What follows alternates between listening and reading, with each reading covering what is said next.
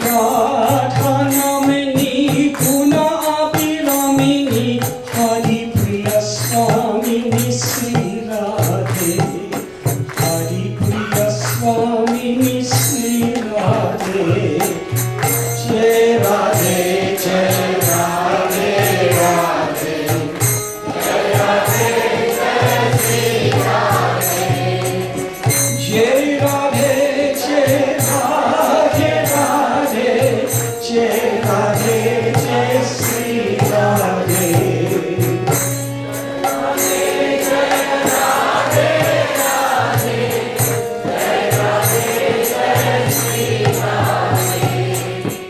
Hare Krishna.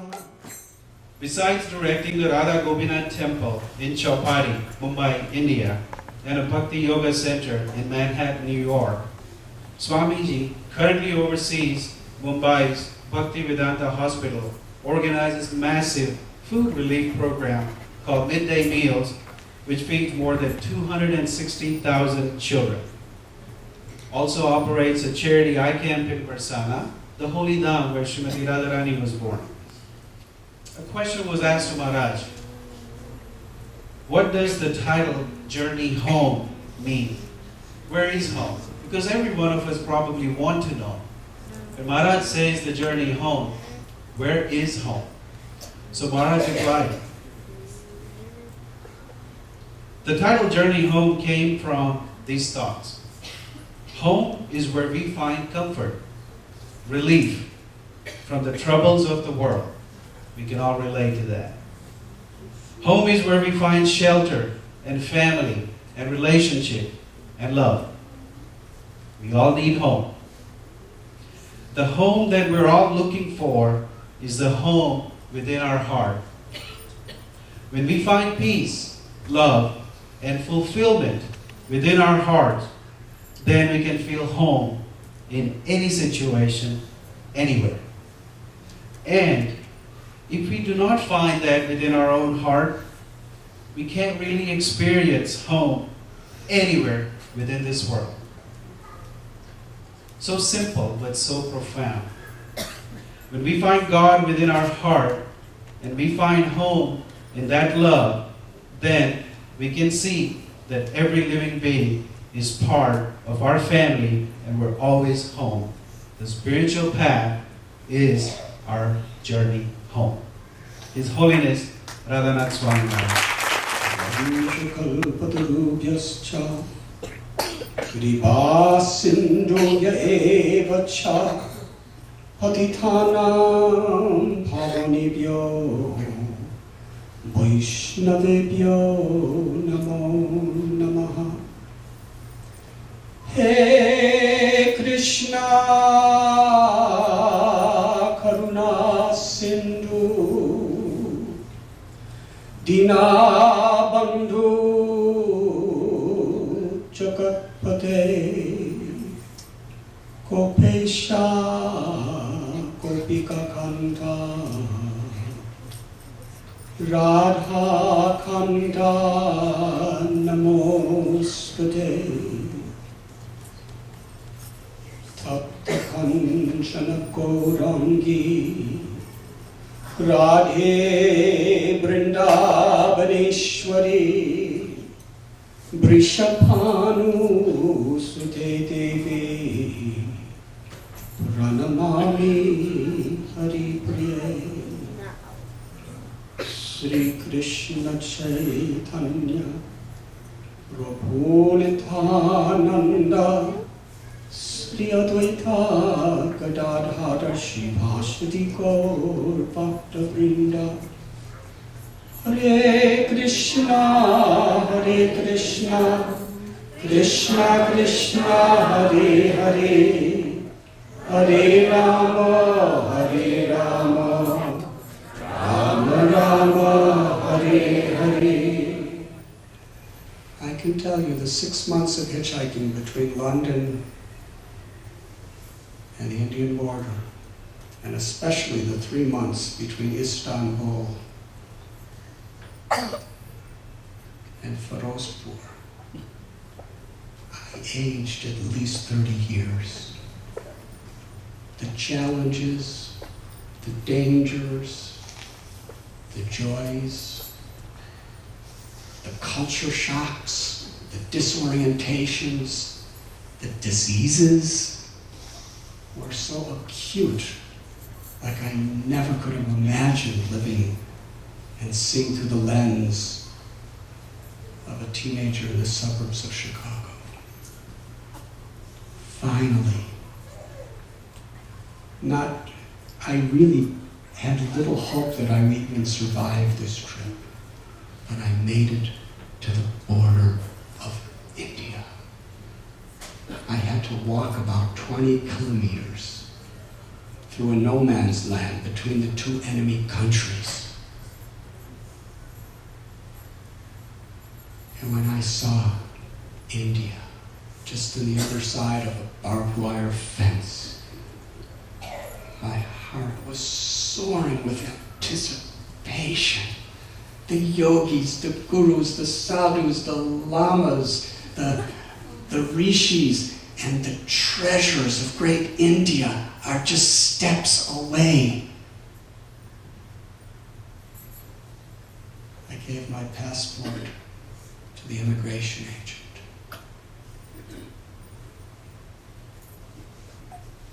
She looked at it. She looked at my visa, which was authorized. Then she asked me the question that I prayed she wouldn't ask. How much money do you have? I reached in my little cloth bag. I had no other sets of clothes. I lost that long ago in Afghanistan when I was being attacked by somebody.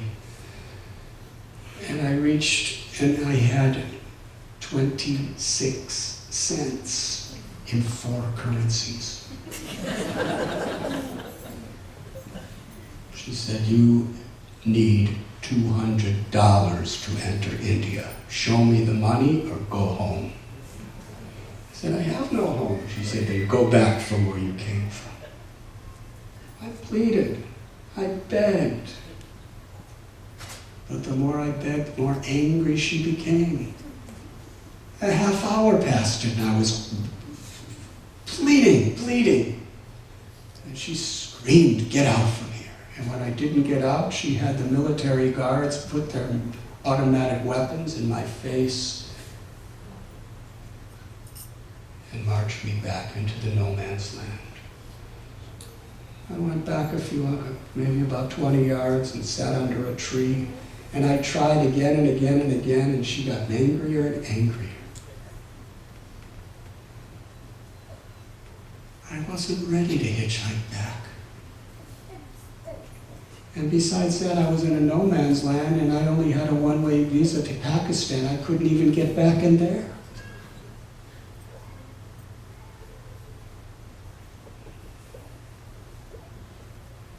I prayed. What else could you do? One of the most beautiful blessings of life is when you are put in a situation that is totally beyond your power and control. At that time, turning to God is not just a ritual or a formality, or not something you're supposed to do on Sundays, or a pious form of entertainment. It is a desperate, urgent need for survival. There is this beautiful saying by Sri Rupa Goswami, Lobha, intense yearning, is the price of realization. If you're not hungry, you can't really digest food properly. In the same way, and hunger is a sense of necessity. When there's a real sense of necessity to turn to God or to our spiritual path, then we can access something far deeper than any other way. I was really praying. I was lost. It was life or death. And 6 hours passed and she kept rejecting me.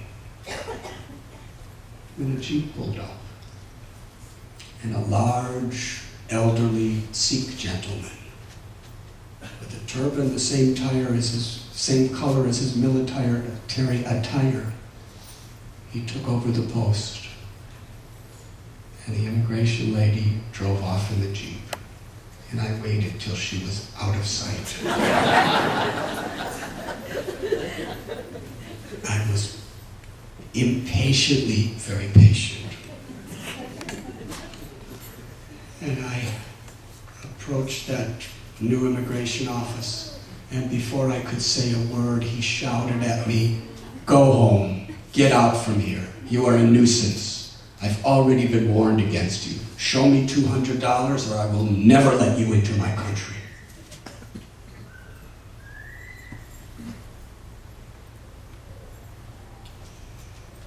I started to cry. I think I learned this from my mother. I learned so many good things from my mother. I started to cry. But it wasn't false tears. It was from the heart. It was for real. I was shattered. And with a choked voice, I begged. I said, "I've risked my life. I've undergone disease. I've undergone assassination attempts. I've undergone the most difficult poverty I've ever experienced in my life. Look at me, I'm covered with dust. All because I want to experience the treasures, the hidden treasures of India. I beg you, someday I will do something good for your people. It is my promise. Just give me a chance."